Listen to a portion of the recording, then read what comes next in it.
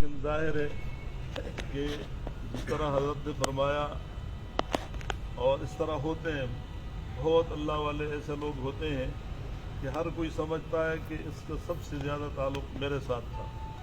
اور وہ ہر کسی کے ساتھ ہوتا ہے۔ یہاں پر الحمدللہ آپ جتنے حضرات بیٹھے ہیں، میں سمجھتا ہوں کہ ہر ایک آج ان کی جدائی کی دکھی ہے۔ مجھے یاد ہے کہ وہ ہمیشہ جب ہمارے ساتھ اپنے مخصوص انداز میں باتیں کرتے تھے تو کہتے تھے کہ یہ آپ لوگ جو اس طرح ابھی کی اپنی محنتیں بتاتے ہو، میں تو حضرت مولانا سید گل بادشاہ صاحب رحمہ اللہ سے شروع کرتے تھے، اور اب موجودہ زمانے کے ہمارے حضرات تک وہ اس لسٹ کو پہنچاتے تھے کہ میں نے فلاں کے ساتھ کام کیا ہے، میں نے فلاں کی خدمت کی ہے، میں نے حضرت رحمہ اللہ کی خدمت کی ہے، میں نے حضرت مفتی صاحب کو قریب سے دیکھا ہے، میں نے جو ہے حضرت خواسی صاحب کو دیکھا ہے، اور پھر یہ جتنے ہمارے مقررین حضرات تھے ان سب کے تو یعنی کراچی میں ایسا کوئی مقرر ہمارا مرکزی نہیں تھا کہ انہوں نے کراچی میں ان کے مختلف مقامات پہ جلسہ نہ کرائے ہوں، چاہے حضرت مولانا ضیاء القاسمی صاحب رحمہ اللہ تھے، یا حضرت مولانا سید عبد المجید ندیم شاہ صاحب رحمہ اللہ تھے، یا حضرت مولانا دین پوری صاحب رحمہ اللہ تھے، یا اسی طریقے سے ہمارے حضرت مولانا بجلیگر صاحب کو تو میں آپ کو واقعہ بتاؤں کہ 1987 میں 87 یا یہ ہم نے آئین شریعت کانفرنس جو مسٹر پارک میں کی تھی، اس کے لیے ہم ٹائم لے رہے تھے، تو فون پہ ہم نے ٹائم لیا تھا، اور یہ بابا الیاس نے جو ہے ان کے ساتھ بات کر کے، میں جب ان کے ساتھ فون پہ بات کر رہے تھے، ہم پٹیل پاڑا وہاں ایک پی سی او سے، تو حضرت نے فرمایا کہ قاری صاحب مجھے بتاؤ یہ الیاس جو ہے، یہ الیاس خان یہ مجھے کھینچے گا کراچی میں، یہ چھوڑتا نہیں ہے، مجھے لے کر آئے گا، لیکن کیا آپ لوگوں نے کوئی ایک بیڈی ممبر بنایا ہے؟ یہ ان کے اس وقت کے الفاظ تھے، اور پھر آپ کو یاد ہوگا بہت سارے حضرات کو کہ انہوں نے تقریر میں بھی جلسے میں بھی یہ بات کی تھی، یہ یاد دلائے تھے، تو وہ ایسے ایسے حضرات کو وہ کس طریقے سے تیار کر لیتے تھے، یہ ان کا علماء کے ساتھ والہانہ ان کی محبت تھی، اور وہ ان کے، اور آج تک بھی ابھی بھی، حالانکہ پچھلے 2-3-4 سالوں میں میں انہیں ناراض ہو جاتا تھا، یہ لوگ گواہ ہیں، ڈانٹتا تھا کہ آپ نے کوئی ٹھیکہ اٹھایا ہوا ہے، چھوڑیں ٹائم لینے کو، چھوڑیں بس۔ تو ان کا یہ ایک عجیب وہ تھا کہ اگر 6 مہینے میں انہوں نے کسی کا جلسہ نہیں کروایا تو وہ ان کو تسلی نہیں ہوتی تھی، چین نہیں آتا تھا، اور وہ شروع کرتے تھے۔ تو یہ انشاءاللہ تعالی جس طرح حضرت نے فرمایا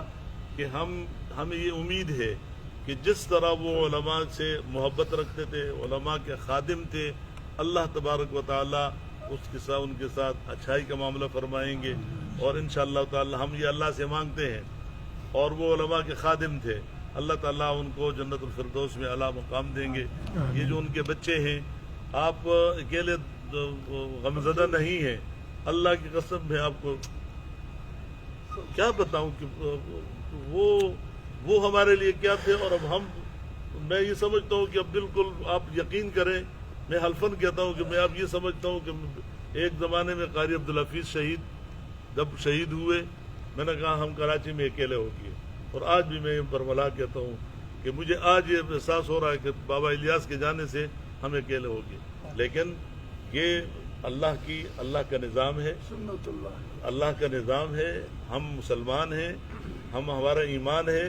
کہ جانے والے جاتے ہیں، آنے والے آتے ہیں، اور ہم نے اللہ کے حکم کو مانا ہے۔ وہ ہمارے بھائی تھے۔ کل رات کو حضرت رات 11:30 بجے اس کا مجھے فون آیا،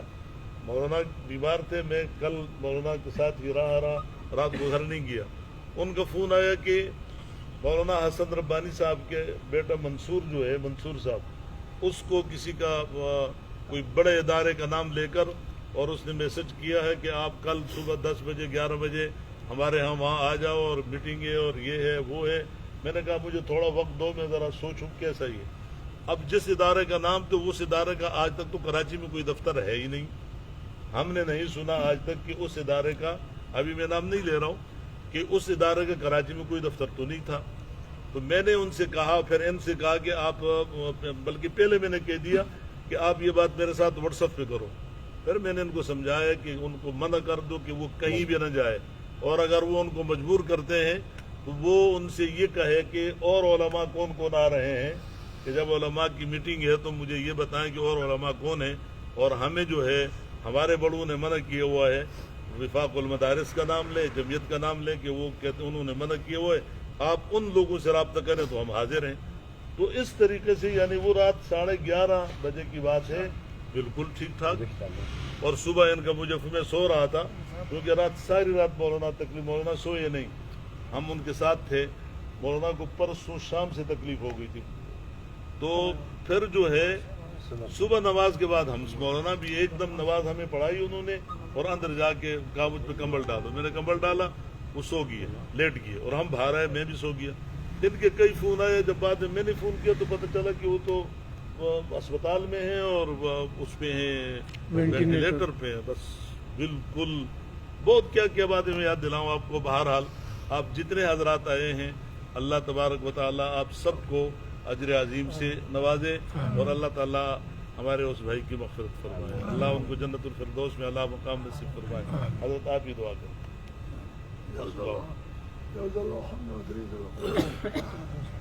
ایک بار سورہ فاتحہ اور 3 بار سورہ اخلاص پڑھ کے اللہ کے لیے ان کے لیے بخش دیں تو دعا کر دیں.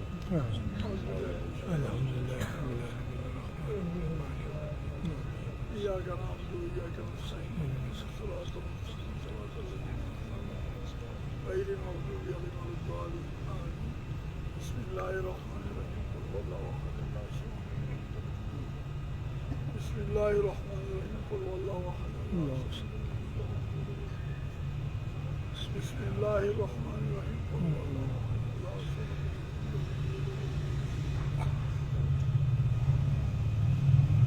اللهم صل على اللهم صل علی اللہ اس کا اجر و ثواب ہمارے بھائی محمد الیاس صاحب رحمۃ اللہ علیہ کو ان کا جو علماء کرام کے ساتھ محبت تھی، اس کا صلہ ان کو قبر میں عطا فرمائے، قبر چین و سکون عطا فرمائے، ایمان عطا فرمائے، بلند فرمائے. تمام جو حضرات ابھی آئے ہیں